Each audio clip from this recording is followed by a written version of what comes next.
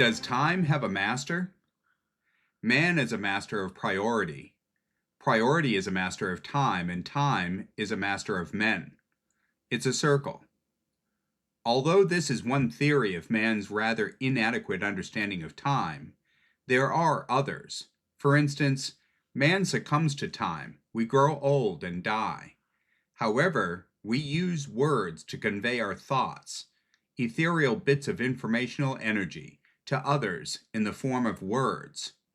Words spoken are not long recorded, but words written last for centuries or more. These words carry our souls into the future to generations who read our minds. In this way, words are a master of time. In the beginning was the Word. Welcome to Dorrs Down. Today, Time's Dance with Art and Literature, a deep dive. We'll return to that in a moment. Chris, when we start off our episodes with headliner stories, we can't help but start with this one this week because it's all over the news. The Marine on the New York City subway. Just let me give you a little bit of details about this case if you haven't been following it. In 2023, Daniel Penny was riding on a subway car in New York City when a man got on the train car. His name was Jordan Neely. And this Jordan Neely was in a bad place. He was really struggling. He was hungry. He was tired. He didn't have a home. She was homeless. He didn't have a job. He didn't have a future. He didn't have any hope. And when he got on the subway, he just dropped all his stuff and had a breakdown and was ranting and raving about how he had no future and he might as well just go back to prison. Somebody sent him to prison. And there were women and children on that train car. And Daniel Penny, who was a former Marine, could tell by the look in their eyes that these women and children were frightened. This man was losing control. And so he put him into a chokehold, which is what a Marine would have done. And people called the police, of course. And so the police were waiting at the next station to take over this incident. But when they got to the next station and Daniel Penny released Jordan Neely, he was not responsive and he ended up dying. So this week, his case finally went to trial. He's a 26-year-old Marine veteran. He pled not guilty to all charges, which were second-degree murder and criminally negligent homicide. Earlier in the week, the judge dismissed the manslaughter charge after jurors said they could not come to a decision. The jury could only consider the negligent homicide charge if Penny was cleared of the manslaughter. So they went back to their deliberations to consider the negligent homicide charge.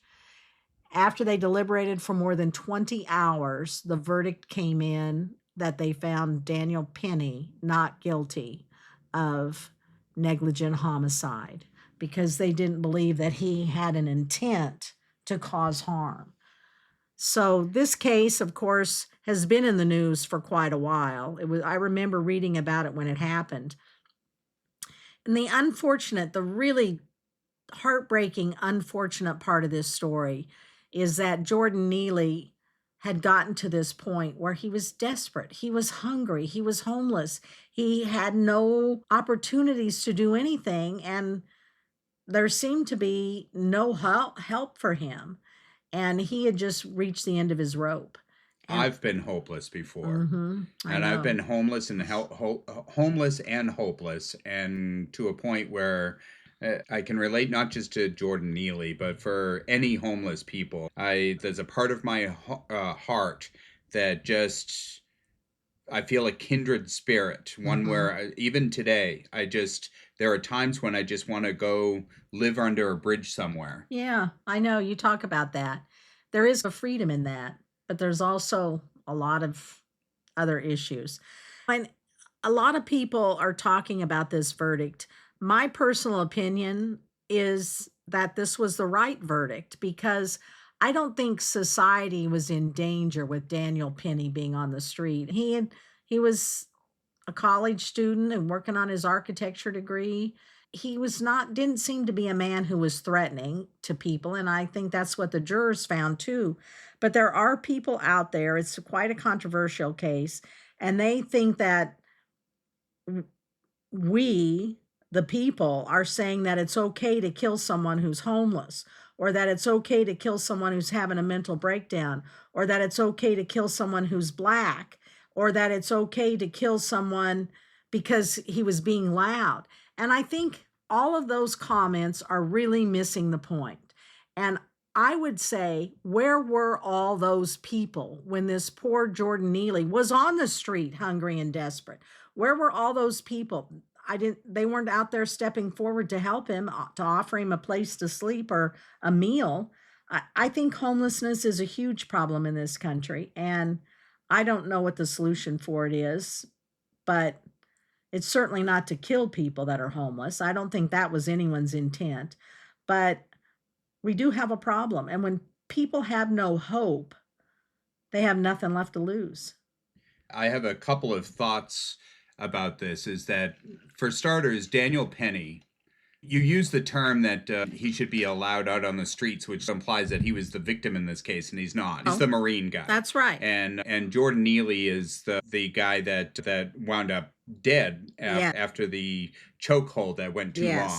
That event where the police officer in Minnesota, George Floyd knelt on his neck. That whole thing, that was wrong. George Floyd, and that was wrong. And I think that police officer should have been held accountable, and he was. Mm-hmm. And I don't know, maybe he wasn't enough even. I don't know. I don't know where it went. But the point I'm getting at is that Daniel Penny, in his situation, I don't think that he was trained as a police officer. No. And I think that, in my opinion, I think that he went too far. If you're holding a chokehold on somebody and they are unresponsive, it's time to stop the chokehold. Well, I would agree with that. I would agree with that.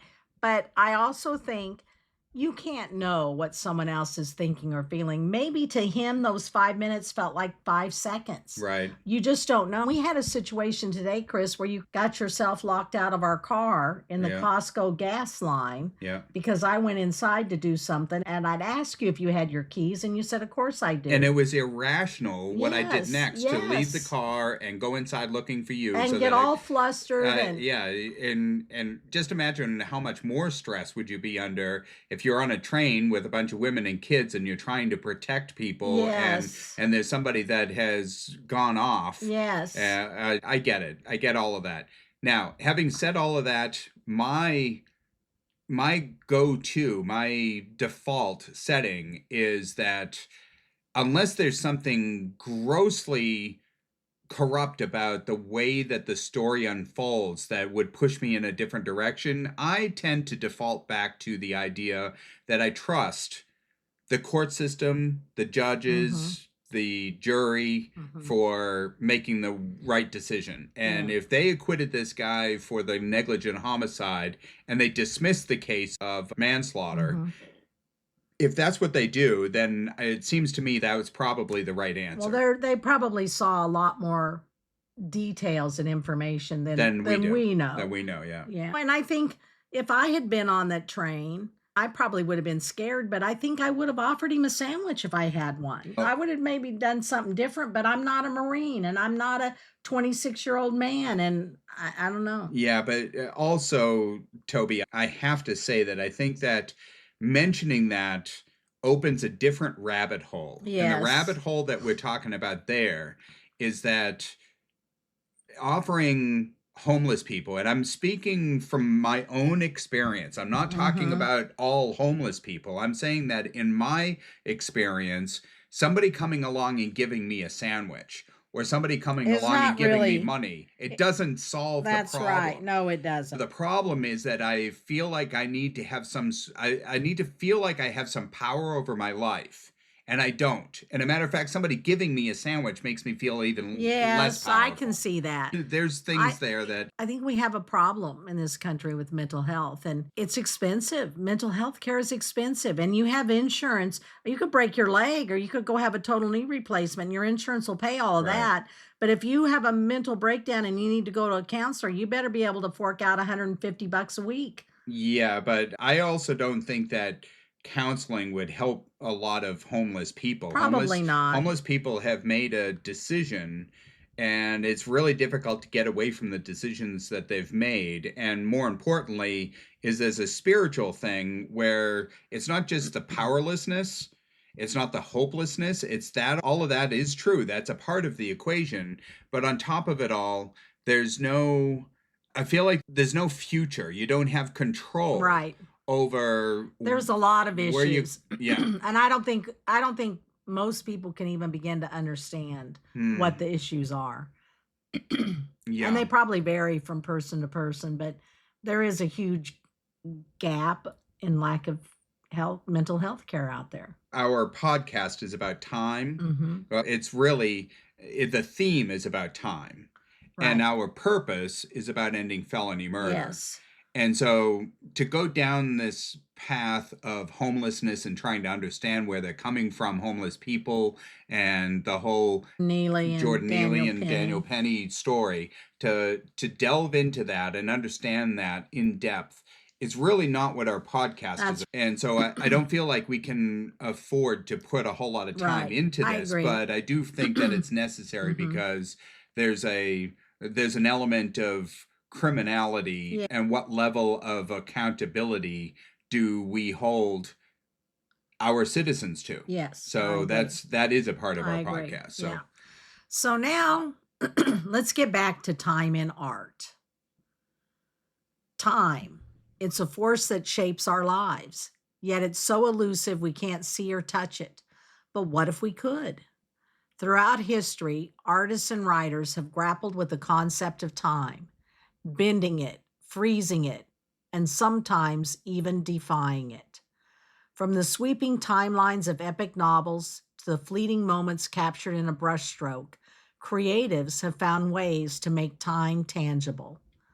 In this episode, we're diving into the fascinating world of time in art and literature. How do creatives bottle the intangible? Why does time resonate so deeply in stories, paintings, and music? And what can these works teach us about our own perceptions of time? Join us as we explore the masterpieces, metaphors, and mysteries that bring time to life. Let's open the door to a world where time is not just measured, it's felt. And I think that's key in any good movie or book, is that you feel what the writer is trying to present. And it's hard to feel time. I think we didn't mention this earlier, but I think time in art and literature, one of the things that consumers of art and literature are really drawn to is tension. Yes. So if you have any good book has to have tension. So if you have tension, if you have something that is this nagging, aching, this desire, there's a gravity to tension that pulls a consumer along, and you have to know what happens next. Yes. Right? Yes. And when you use the word next, that word is a time word. No, yeah, it is. Right? And so when you're trying to understand what the tension is and why you're feeling the way that you are as a consumer of whatever the art is, then you're trying to, what's the word for it when you encapsulate? No, that's a good word too, but no, when you're, I can't remember the word. There's a word that means you're balancing one thing with the other. You're trying to make things fit. You're trying to understand where the next step is. And so if you can get to that point, part of the way that happens is through time. You're trying to figure out where were those few seconds that are missing in the murder mystery? Yes. Where were they when they couldn't explain where they were for those 2 hours? Yes. And they said that they were one place, but they can't account for that. That's what I'm getting at. I think time is really the trickiest part of writing. I think it's a trickiest part of writing. I don't know if it's the trickiest part of writing, but yeah, it's pretty high up there. Now, we have a list of movies that I'd like to go over. Sliding Doors was I think they called it a romantic comedy, but basically it was the idea that if this woman the protagonist in the story, if she got on a train, if she managed to get to the subway station at just the right time where she stepped through the door and the door is closed and the train pulls away and she's on the train, then there's a line in the story, a timeline in the story that explains what would have happened had she made it to the train. Yes. And then there's another one that's been parallel to it. So there's these two universes where the other one shows what would have happened had she not made it on the train. And the one where she did not make it on the train, she winds up going back home and she gets back to her apartment and catches her hubby or her boyfriend or something messing around. No, that's when she did get on the train because she got home sooner. When she got on the train, she got home. I was thinking she was leaving for work or something, but I don't know. She was coming home from work. Either way, the point is one of them, she catches her lover, and the other one... husband. Yeah, and the other one, she runs into somebody she falls in love with out of the blue. Right, so they... Kind of like John Maynard in a prison yard. Yeah. So Sliding Doors, I haven't seen that movie, but when I watched the trailer when you showed it to me, I'm going to watch that movie. That looks really good. Yeah. And so how did they distinguish between those two timelines in the movie? Because they can't just say, now this is option 2. Literary device. So literary device is a concept. It encapsulates, there's a ton of literary devices, but in this movie, I think that Gwyneth Paltrow had a different hairstyle.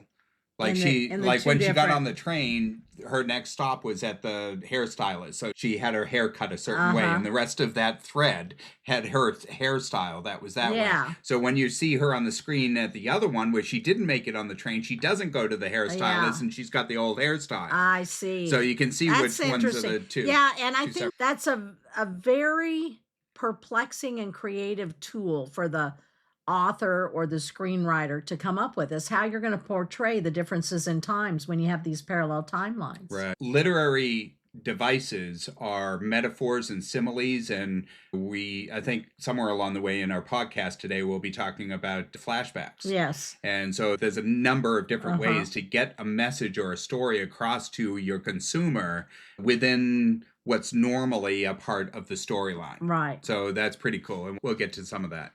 So Sliding Doors, good movie. So Groundhog Day was a movie about some guy that experienced the same day after day. And I actually saw that one. And the tool that they used on that one was the alarm clock flip. One of those old alarm clocks from the 70s. They were so cool, I thought, where the numbers spin on a thing and the numbers would flip from over. 5:59 up to 6 o'clock, and then the alarm goes off. And you'd see the little numbers flip. All three of them would flip from 6:59 to 7 o'clock. And when they all flipped to 7 or 6 o'clock, you knew it was a new day. He was doomed to repeat the day after day until he got it right. Yeah. And evidently something that I think the element of that movie is that he was supposed to start treating people decently, and that he wound up it's like the movie where you couldn't tell a lie. Yeah, and he prioritizes what is most important to him, and he starts realizing that treating people kindly was a pretty important thing. He winds up getting a girlfriend and stuff. So would like to have some days we could repeat. Every day. Yeah, which I think is why time is so critical to so many movies and so many books. Back to the Future, time travel, Wrinkle in Time. There's so many different stories where time travel, I think human beings are obsessed with it because I think they want to be able to redo something or jump to the future and get a sneak peek so they can make a better decision in the current moment. And there's time travel movies all over the place and books. Time Bandits and The Terminator was interesting. That was a time traveler from the future that comes back to assassinate his opponents that turn out to be fairly difficult for him in the future. Yeah. So that's an interesting one. The Shining, this sort of a horror suspense movie from the 80s I remember with Jack that. Nicholson. I had nightmares about that. Red Rum. And a little kid he was creepy. When Back to the Future and Time Bandits and the Terminator, Back to the Future used getting into that DeLorean. When they got in the DeLorean, they were going to travel in time. Yeah, at 89.5 miles per hour or something. They hit some sort of a tesseract or something. Yeah, transport. And then the Time Bandits, I haven't seen that one, so I don't know how Time Bandits was a little kid sleeping in his room in the 1980s, which was when the movie came out, And all little kids, he was dreaming crazy things and thinking that maybe there were monsters under his bed and all kinds of stuff. And he was afraid, and it was dark, and he had to go to sleep. And then in the middle of his, what almost seemed like they led us to believe that maybe he was dreaming. And suddenly his wardrobe over in the corner starts shaking, and the doors pop open, and these crazy bunch of like pirate kind of guys fall out into his bedroom, and they're like, "Run, he's coming!" And they all run out of the room, including the little boy that was in bed. And they all go off onto this big fantasy kind of a thing. The whole movie was. So how do you? Oh, you and you were telling me that you knew you were in a different scene because all of the environment changed, the clothing and different time periods. The entire time period. So they landed in 1960s England, 50s England, back 300 years before or whatever. So that was cool. Oh, that's interesting. Interstellar had this event. This is a movie that came out recently in the last 4 or 5 years, I believe. And there was this event where these space travelers were out in space, and they leave their spaceship so that they can go and explore this particular. It was a planet that was really crushed right up against a black hole. And the black hole has what they call an event horizon. And right at that point, there's this tender little spot where things either fall into the black hole and disappear, but other things don't quite fall in, and they're still spinning around the outside. So there's orbiting the black hole.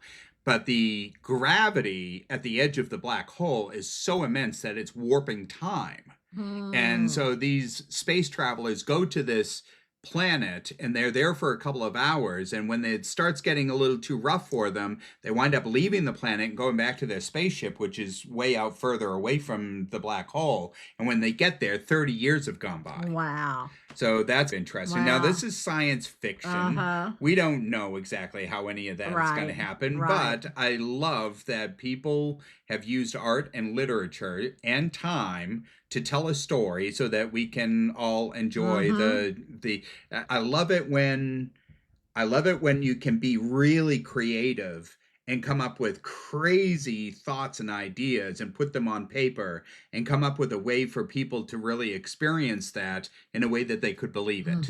And science fiction is one of those ways to do that. Yeah. So I think that's cool. That makes sense. What makes time in stories feel so real, yet so impossible to pin down? When I was writing my memoir, and Chris, you lived through it with me, I don't know how many years we worked on this stinking book. But truly, by the time I was ready to publish it, it was about a year that we spent getting the new manuscript done. And the biggest question was when to start the book and when to end the book. Because there were so many stories we could tell. And we ended up deciding that the right place to start the book was the moment I got arrested. Always before, I thought I'd start the book meeting the John day of the Maynard escape. Or meeting John Maynard. Or even when I very first started, I thought, I need to start when I'm 5 and my dad gets burned in the backyard, because that's key to the story. But I ended up starting the book the moment I got arrested, and then ending the book when I decided to speak up and tell my story, which I think was a good time frame. But then when your story is bound by that time frame, how do you bring in other things like how I met John Maynard or how my dad was burned? And I ended up doing it in my memoir through flashbacks, through conversations with other women in prison, or even through dreams. And I found it to be interesting and exciting to figure out how to bring that backstory in and make it current into a current story without making it seem like it's a backstory. Yes. And so I have one of the examples here, and actually this one involves you. This was when you were driving me back to Kansas, I think. In the car, Chris asked, "Tell me more about John Maynard." Facing Chris while he drove through the night, I continued my story. The day I met him, he walked boldly right up to me in the prison yard, unlike any other inmate. He stopped before me under a blazing sun. He offered his hand cordially. "I'm Maynard. I'd like to be your next handler." And so that was a way I could bring John into the story. So that scene was you and I sitting in a car traveling cross country by ourselves after you had been through prison and everything else. Yes. And you and I were having a conversation, and you were telling me the story of what happened during the escape. Yes. And how you met John Maynard. Yes. And so that's how that's presented in that book. Yeah, so that I can bring those pieces of the story into the book I'm telling, because it's critical pieces of the book, but it's outside the timeline. Right. And it's entertaining. Yes. And a consumer of your book can believe that's how it happened. Yes. That as you're sharing a story with me is natural to the story, but in reality you're using that as a literary device to deliver this information to your reader, so that whoever's consuming this book can understand what the backstory is, because otherwise... And I belong to several different writers group on Facebook, and one of them, they have a First Line Friday, and so you can publish the first part of your book and people critique it, other writers critique it, and everybody always wants to start with, I woke up in the morning and I put on my shoes, and nobody wants to read that. Right. You got to find a way to start with something, and if you need to talk about your shoes, we'll talk about that later, but it's really hard. Well, it's interesting because sometimes talking about your shoes is actually captivating. Like, for instance, who was that girl that wrote the story about hiking up the California Trail? Cheryl Strayed. Yeah, and she kicked her boot off of the top of the mountain, ledge of a ridge or something, and Coast Trail. And she lost it while she was way away from anywhere. Yeah, she had 3 days left to go to the next checkpoint. And at checkpoints, you just check in and you get some orange juice. Yeah, you don't get new boots. And she's now lost one of her hiking boots 3 days from any civilization where she can get it replaced. Yeah. So she has to... So that was a key part of the story. In fact, I think that's where the story begins. Yeah, so sometimes when you're talking about shoes, it's boring. And other times it's critical. But then she tells the whole story of her life and how she was on drugs and how she was dependent on them, and her mother had died, and all this heartbreak that led up to this travel on the Pacific Coast Trail. Which she was as backstory. She was masterful at she was. At flashbacks. Yes, she was. Yeah, she was really good at it. So the book was really well done. That's right. Have we answered the question, Chris? Does time have a master? Things in our world seem to defy control, like light, speed of light, life or death, gravity. I think time probably fits into that group. Of course, God is the master of all. In the Bible, it says, in the beginning. There's a couple of places where that comes up. In Genesis, it says it. In the beginning, God created the heavens and the earth. But then later on, God, he was masterful at writing the divine inspiration that comes from God that explains, when it starts with in the beginning, that's a timestamp. God gave it a timestamp. In the beginning, the word beginning is a reference to time. It's the start of whatever is going to come next. And it's like fables and things. They start with once upon a time. And when you hear once upon a time, or you hear in the beginning, for some reason it makes us lean in and listen. Yes, because it's a setting, and so it sets a tone, and it sets a bunch of other things in motion as well, including attention from whoever the consumer is, which is all of the world in this case. Right. So God begins with a timestamp. I, for one, as a professional writer, I've learned to know and understand that the most important and the most critical message for your reader is what you lead with. Yes. In this example, God is making a statement that time is important. The setting is time. In the beginning was the Word, and the Word was with God, and the Word was God. He was in the beginning with God. All things were made through him, and without him was not anything made that was made. In him was life, and the life was the light of men. The light shines in the darkness, and the darkness has not overcome it.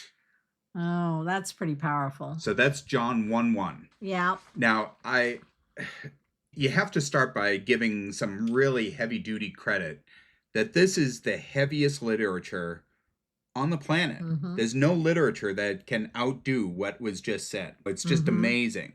So there's a few different things that I think that are absolutely critical to understand is that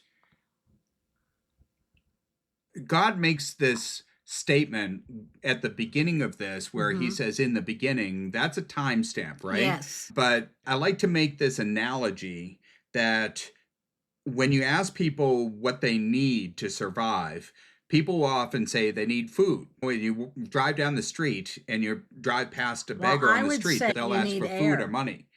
And so that's what I'm going at is Mhm. that food is something that can keep you alive for 30 days, and water can keep you alive for 3 days, and air can keep you alive for just 3 minutes.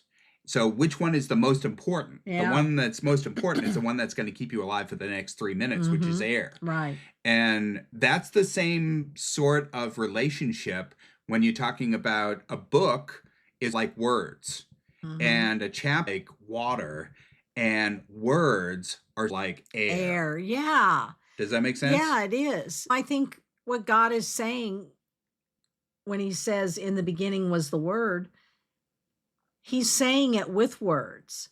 And he could have conveyed this message in so many different ways, but he used words.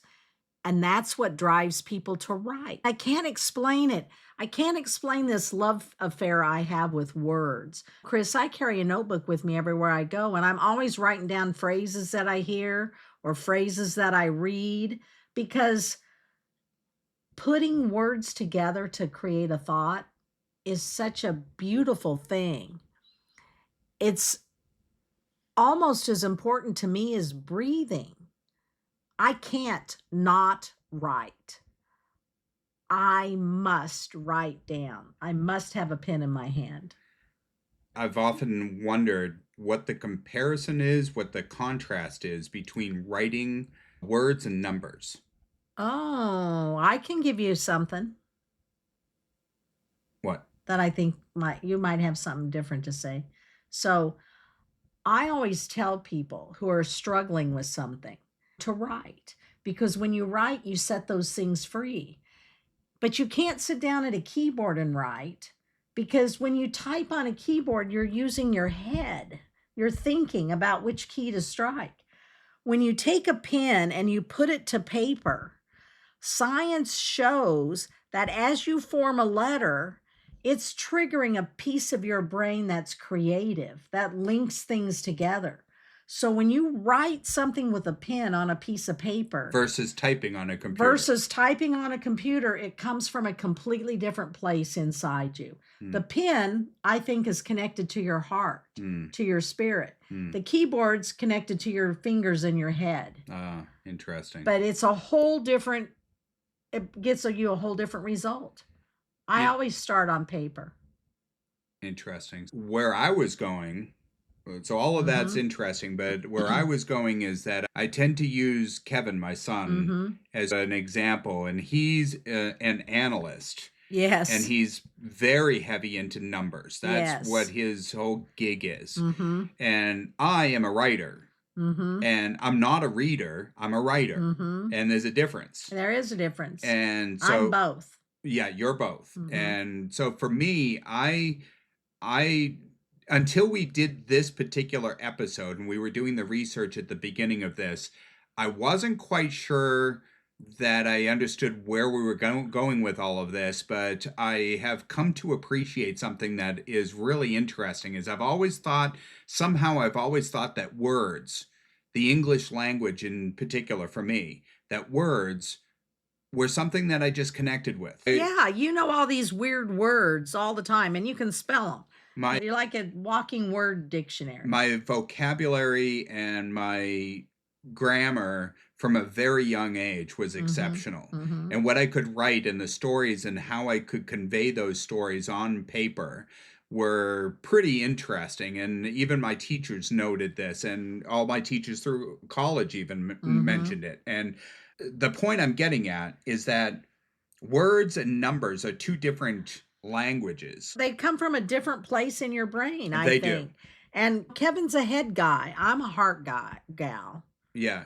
And I never really understood until we were doing this that words are the essence of life. Yes. That even in the Bible, it even refers to that, that what God was using is words. Because, for instance, that phrase, in the beginning, the timestamp part, the word that beginning is a reference to time. But the words that exist on the page at all are the very beginning of everything. They're the beginning of we understanding human nature and us being able to communicate with each other, even verbally, out loud. I've got these oxygen bellows in my chest that are called lungs that are pushing air through a voice box, and my brain is delving back down into the depths, the source of my soul, into the blackness, and coming up with some sort of an idea of, or a thought. And who knows where that comes from? Yeah. But wherever it comes from, it comes up, it gets processed in your brain, and your brain controls this little voice box in the front of your neck. It is weird because if you had to stop and sound out something, like if you were learning a foreign language, and you expel a word think. that vibrates the air and comes across the room, and it tickles your eardrum in just such a way that your eardrum is picking up on these vibrations, these frequencies, and turning them into words, and then being deciphered in your brain. That's and now right. whatever was in my brain is now in your brain too. It's really kind of magic. It is. I don't know if there's any way to get to the bottom of this where you can really... That's the You're right, power it's of magic. words. It's That's magic. the power of words. Yeah, and I think that is probably more primal than numbers. Yes. I think numbers are powerful, but they're more advanced. Numbers are, Yeah, there's a primal thing about letters and words that I agree. is just... It's like the air we breathe. Yeah. You know, you just... It is. That's how important words are. Interesting. So here we are at our favorite part of the episode. Felony murder. Inspired once more by John Maynard. Yeah, and I just want to say that actually when Chris read out of the Bible just a few minutes ago, he was actually reading from John's Bible that I sent him in prison. And then it was sent back here to me. So when we use any Bible readings in our podcasts, are always going to come from John's Bible. Wow, that's interesting. I didn't even notice that while I was reading it. Yeah, that's why I said we're going to read out of this Bible, Chris. Interesting. Good. I didn't catch that. Yeah, that's John's Bible. That's good. Yeah.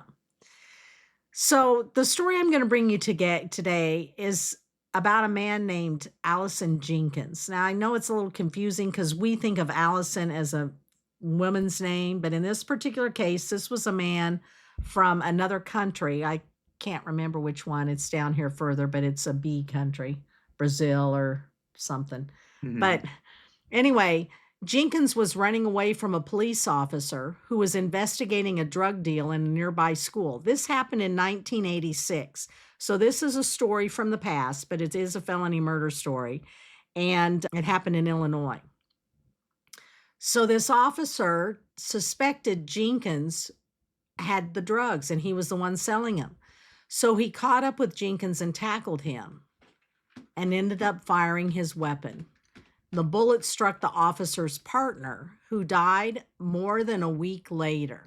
Oh, okay, now slow down here for just a second because you're using pronouns for a bunch of different things to go back and forth. Right. So we're talking about an officer that's chasing a suspect named Jenkins. Yeah, so the officer... who is suspected of dealing drugs, and the officer that's chasing him accidentally shoots his own police car part. So Hattenberger is the officer who was chasing Jenkins. And he actually pulled his gun out and was chasing Jenkins with his gun in his hand and his finger on the trigger. Now, who would do that?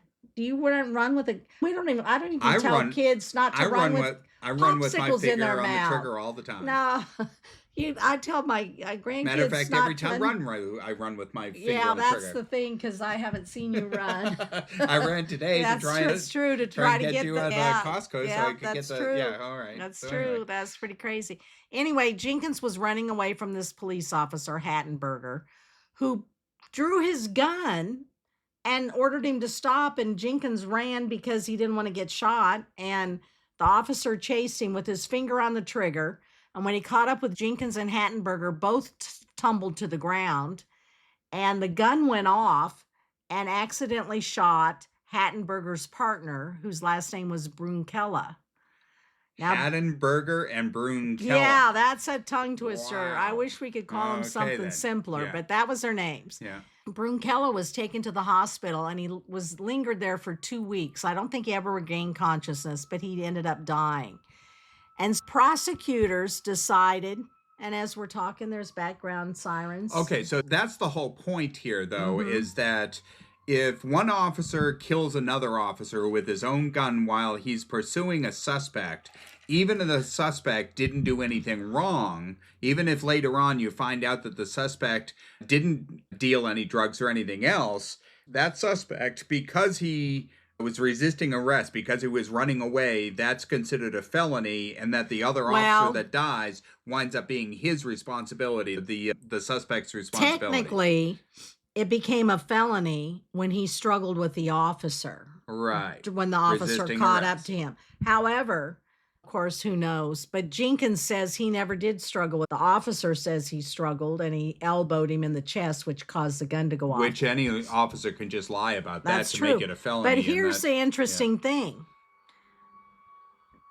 Hattenberger said during the trial, he said he actually pulled out his .45 Colt revolver and that he chased him with his finger on the trigger. And after the trial, no, let me back up just a little bit. Police officers, after the trial, when Jenkins was found guilty of felony murder and sentenced to 20 years in prison, he was lucky he didn't get life, but several of Brunkello's fellow officers actually went to the judge and said that they didn't think that the verdict was fair because Hattenberger was an irresponsible officer, and this wasn't the first time he'd shot a fellow officer accidentally. The police source said that 95% of the policemen would have handled the situation differently.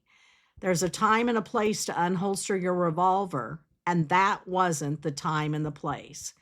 And actually, according to the police department's policy on deadly force, a police officer shouldn't chase a misdemeanor suspect with a cocked, loaded gun in his hand. And it was a misdemeanor until the moment he caught up to him, and the Hattenberger claims there was a scuffle, and Jenkins claims there wasn't. But 2 of the jurors after the trial actually contacted the judge and said they didn't think that the verdict was fair. And these other police officers contacted the judge and said they didn't think that the verdict was fair because this Hattenberger was a rogue officer who'd made mistakes in the past. And Brunkello's widow had filed a lawsuit against the police department for allowing Hattenberger to carry a Colt .45, which is not it's a gun with a hair trigger. It goes off really easy. And they generally don't carry those kinds of guns, policemen. But this case was already in place during Jenkins' trial, but the jury wasn't allowed to hear any of that evidence. They weren't allowed to hear that carrying that type of gun was against police policy and that the widow had filed a suit against the police department because of that, and that the other police officers said the Hattenberger had accidentally shot a police officer before. None of that came forward to the jury. This story doesn't say this, but I'm going to say it because I'm aching. It just makes me feel like this is what really happened. And I'm going to speculate, and I don't like speculation, but I'm going to speculate and I'm going to say it because I could picture this. Police officers that are in pursuit get an adrenaline rush. Oh, yeah. You've got a gun that's out. You've got power. You've got authority on your side. You've got policy that's pushing you and requiring you to perform and protect and serve the public. That's what they're supposed to be doing. And I think that a lot of times their heart is in the right place, but when your adrenaline is pumping, your heart doesn't always make the wisest decisions. Oh, boy. I know that. Yeah. Yes, you do, Yes, I don't you? do. Yeah. Uh-huh. I can Yeah. relate to that. And so you make mistakes. And when you're a police officer with a gun, any tiny little mistake is life altering. Oh, yes. That's why you shouldn't run with your finger on a gun. You shouldn't run through the house with a popsicle in I'm your going to mouth stop doing either. it. I'm never going to run with my finger on the trigger again. I'm just going That's to good. either I'm going to walk and with my trigger on my finger on the trigger, No, you or don't I'm put your finger on the trigger at all yeah, until you mean it. yeah. We don't have a gun. I know we don't. Yeah, okay. We can't have a gun. All right, now it's time to draw a card from our basket and reveal the topic of our next episode. I Let's hope see we what get a time fun one. has in store for us. You can't believe how many things. Hold that basket up, Chris. Let's see how many are in there. It's a lot of. There's probably another 30 or so. 30 or so in there, yeah. So what have we got? What have we got? What have we got? It's like Christmas. Time capsules. Is that like the things you put in cornerstones? Cornerstones, I guess. Like you dig them up later? Yes. But I think there's probably other. We'll explore it on the next episode. Cool. That could be fun. It sounds like we're going to get into some history, which I really like. So take the time to enjoy art and literature and visit our website. Be sure to consider our petition to end felony murder. Share your favorite art and literature using hashtag 2DoorsTimeDance. Oh, I like that. Time dance. That's all about words. This is Christian and Toby Dorr communicating with you across space and time using words. 2 Doors Down. It's about time.